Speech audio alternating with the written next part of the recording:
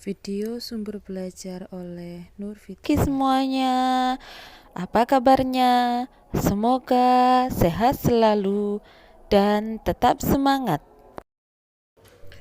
Tujuan pembelajaran kita hari ini ialah Memahami surah Al-Fil.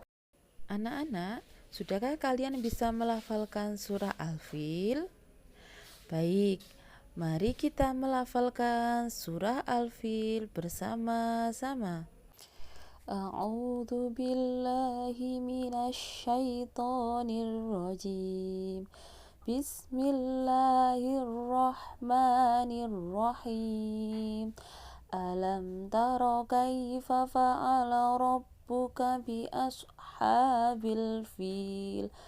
Alam yaj'al kaidahum fi tadlil wa arsala alaihim tayran ababil tarmihim bihijaratin min sittil faja'alahum ka'asfim ma'kul.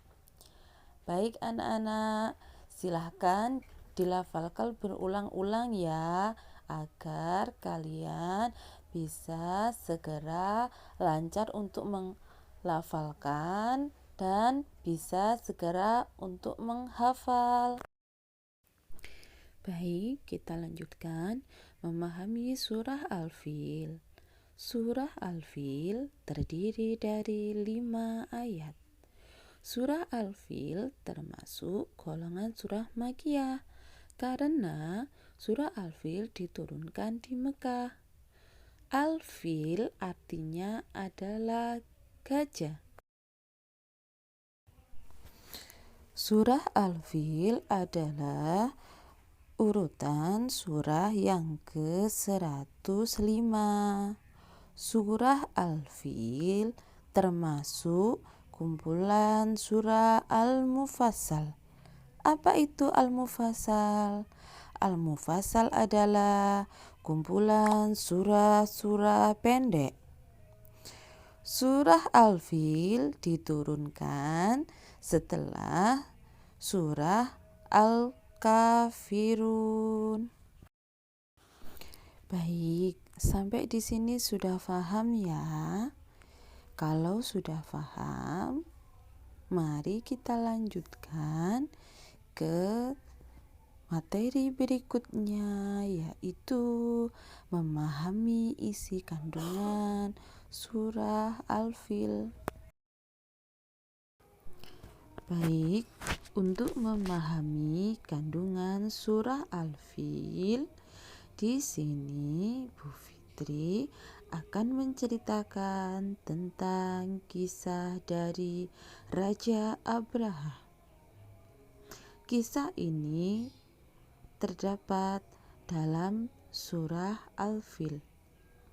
Raja Abraha adalah seorang raja dari Yaman. Raja Abraha mempunyai kota bernama San'a. Akhir-akhir ini kota San'a sepi karena orang-orang banyak yang mengunjungi Ka'bah. Raja Abraha menjadi iri hati. Raja Abraha ingin kota San'a ramai kembali. Raja Abraha membangun sebuah gereja yang sangat megah, mewah, dan sangat bagus.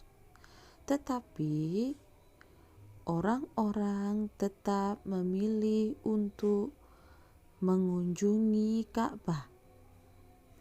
Raja Abraha sangat murka dan ingin sekali menghancurkan Ka'bah. Raja Abraha menghancurkan Ka'bah, menyiapkan pasukan yang sangat besar. Raja Abraha menuju Ka'bah mengendarai gajah. Semua alat perang dan senjata diangkut dengan gajah. Sebelum menuju ke Ka'bah, Raja Abraha mengambil harta benda orang-orang di Mekah. Kakek Nabi Muhammad, Abdul Muthalib, termasuk yang dirampas hartanya 200 ekor unta. Lalu Abdul Muthalib menemui Raja Abraha untuk mengambil unta beliau. Beliau pun menemui Raja Abraha dan meminta untanya untuk dikembalikan. Raja, apakah tujuanmu kemari? Raja Abraha menjawab, aku ingin menghancurkan Ka'bah. Lalu kakek Nabi Muhammad meminta untuk untanya dikembalikan. Baiklah Raja Abraha, jika itu tujuanmu, aku hanya ingin meminta untaku dikembalikan. Lalu Raja Abraha pun menyetujuinya. Untanya pun dikembalikan.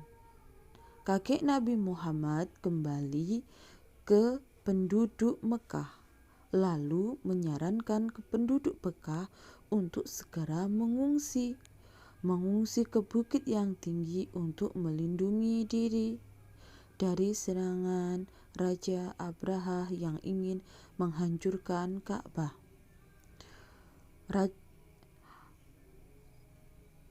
Kakek Nabi Muhammad beserta para penduduk mengungsi menuju bukit yang tinggi. Raja Abraha bersiap-siap untuk menyerang Ka'bah. Beliau dengan sangat sombongnya, hahaha, aku akan menghancurkan Ka'bah agar semua orang tahu bagaimana kekuasaanku dan tidak ada lagi yang mengunjungi Ka'bah dan akan mengunjungi kota San'a milikku. Raja Abraha menuju Ka'bah. Belum sampai di Ka'bah, gajah-gajah yang ditumpangi oleh Raja Abraha dan pasukannya tidak bisa bergerak. Seakan-akan kakinya itu ada yang mengikat. Raja Abraha pun menyuruh pasukannya untuk memukul gajah tersebut agar mau untuk bergerak lagi. Tetapi usaha ini tidak berjalan lancar. Gajah-gajah itu pun tetap tidak bisa berjalan. Seketika itu juga datanglah burung-burung ababil yang diutus oleh Allah Subhanahu wa Ta'ala yang membawa batu-batu kerikil panas, lalu dilemparkan kepada Raja Abraha dan pasukannya. Seketika itu pun Raja Abraha dan pasukannya binasa. Pada peristiwa penyerangan ini juga bersamaan dengan peristiwa lahirnya Nabi Muhammad sallallahu alaihi wasallam. Allahumma sholli alaihi. Baik, sekian cerita dari Raja Abraha yang ingin menghancurkan Ka'bah dan binasa oleh burung ababil. Baik, dari kisah ini manfaat yang kita ambil adalah kita harus menjauhi sifat iri dan sombong. Karena mempunyai sifat iri dan sombong, Allah akan memberikan balasan yang setimpal. Baik anak-anak, cukup sekian materi pembelajaran kita hari ini. Semoga kalian semua paham ya. Terima kasih. Kita akan berjumpa lagi di materi berikutnya. Wassalamualaikum warahmatullahi wabarakatuh.